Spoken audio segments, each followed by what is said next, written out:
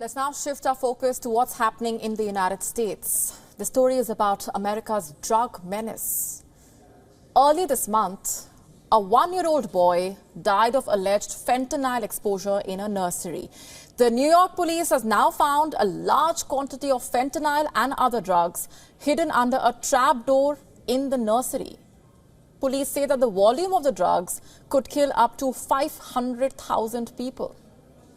Reports say that fentanyl has caused an opioid epidemic and that more people are dying due to fentanyl overdose. Let's get you all the details. The young victim, Nicholas Dominici, came in contact with fentanyl that was hidden under a mat in the nap room. And reports say that 3 other children were hospitalized and were revived by an overdose reversing drug. But the fentanyl under the mat was just the tip of the iceberg. The police found a trap door under the floor and found large quantities of fentanyl, other drugs as well. When law enforcement officers searched the daycare, they found a large quantity of fentanyl and machinery used to press and package narcotics for distribution. And in particular, they found a brick of fentanyl, about 1 kilogram in weight, right on top of children's playmats in the daycare's closet. The question is, who is at fault? The nursery owner, Gray Mendez, and her tenant, Carlisto Acevedo Brito, are now facing charges. They are charged with narcotics possession with intent to distribute resulting in death, and both the suspects have been labeled as flight risks and face life in prison if convicted. And what makes this even more fishy and concerning is that officials are saying Mendez called her husband after finding the children ill, and the husband then removed several full shopping bags from the nursery.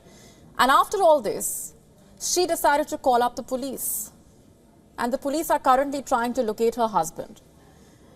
You see, fentanyl overdose is becoming a huge problem. It's becoming more common than ever.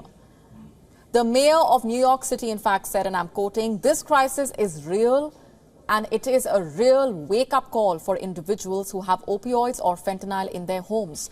The mere contact is deadly for an adult, and it's extremely deadly for a child." You see, fentanyl is a pharmaceutical drug that can only be prescribed by a doctor. But the drug is being illegally manufactured and sold by criminal gangs. And the situation is only getting worse.